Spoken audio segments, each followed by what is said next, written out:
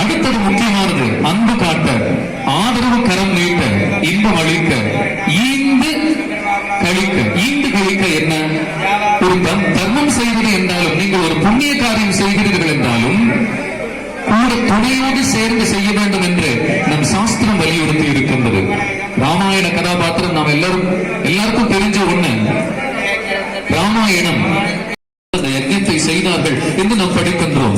ஆக தானம் தருவதானாலும் சரி, தர்மம் செய்வதானாலும் சரி, அதனால்தான் மனைவிக்கு இருக்கக்கூடிய பல பெயர்களிலே தர்ம பத்தினி எனக்கூடிய பெயரும் வந்தது. ஒரு ஆடவன் செய்யக்கூடிய தர்ம செயல்களிலே எப்போதும் துணை இருப்பவள் பெண் என்பதனாலேயே அவளுக்கு தர்ம பத்னி என்ற பெயரும் வந்தது. இப்படி கணவனுக்கும் சரி மனைவிக்கும் சரி சிறப்பு சேர்த்தவர்கள் நம்முடைய முன்னோர்கள். இந்த முறைகள் வழக்கம் எல்லாம் ஒன்று துணை என்று சொன்னேன். இரண்டாவது, இந்த திருமாங்கல்ய தாரணம் இருக்கின்றது, மங்கள சரடு. அவரவர் வசதிக்கேற்ப அதிலே பொன்பொருள் சேர்த்துக் கொள்கின்றோம், வைரம் வைடூரியம் எல்லாம் சேர்த்துக் கொள்கிறோம். ஆனால் அடிப்படை என்ன? மஞ்சள் கயிறு. அடிப்படை நூல் திரி, அதை ஒன்றாக பிரித்த மஞ்சள் கயிறு இந்த மாங்கல்யம் எனக்கூடியது. தங்கத்தில் தொங்க தொங்க தாலி கட்டிக்கிட்டாலும் அந்த கீழே இந்த இதெல்லாம் வந்து மஞ்சள் கயிறுல கோர்த்து போடுபவர்கள் உண்டு. ஆக மஞ்சள் கயிறு திருமாங்கல்யம் ஒரு மங்கள வஸ்து. அது ஒரு போட்டு கழட்டக்கூடிய நகை போன்றது அல்ல. அது ஒரு பெண்ணை இந்த சமூகத்திலே அடையாளப்படுத்தக்கூடியது. இந்த மஞ்சள் கயிறு 9 பிடி கொண்டது.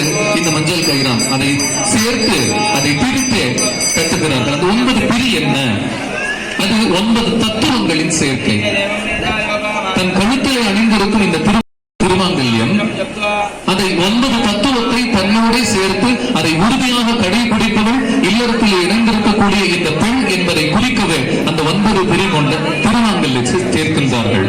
அதுவும் நெஞ்சிலே எப்போதும் ஊசலாடி கொண்டே இருக்கக்கூடிய, நெஞ்சை தொட்டுக் கொண்டே இருக்கக்கூடிய திருமாங்கல்யம் அது.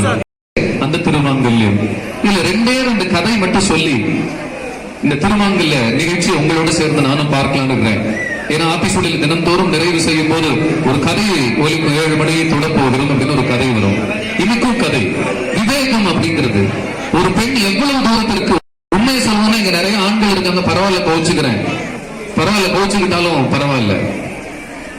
ஆண்களை விட பின் வரக்கூடியதை முன் யோசித்து சமயோஜிதமாக நடப்பதிலே எப்போதும் முன்னிற்பவள் பெண்ணே. ஆண்களை விட பல படிகளில் அதை பின் வருவத்தை யோசித்து அதை சமயோஜிதமாக தீர்க்கமான உறுதியான முடிவு எடுப்பதிலே எப்போதும் முன்னிற்பவள் பெண். அதனால்தான் இல்லறம் எண்ணக்கூடியதிலே ஆணி வேராய் பெண்ணை அமைத்து இந்த 9 தத்துவங்களை காக்க வேண்டிய பொறுப்பு யாருக்கு அந்த திறமை இருக்கோ அவங்ககிட்ட தானே போட முடியும். இதை போய் ஒரு கல்லூரியில் சொன்னேன், இந்த திருமாங்கல்யத்துடைய சிறப்பு இதுதான் அப்படின்னு.